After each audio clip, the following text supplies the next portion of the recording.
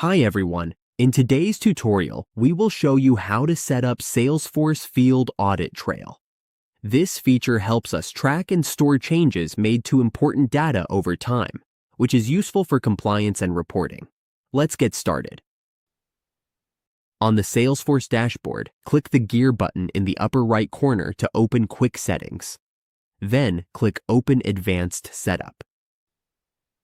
Once we are in Advanced Setup, type into the Quick Find box. For example, type Audit.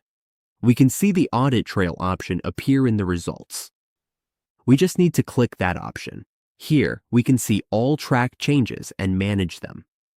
We can adjust the settings to match our needs.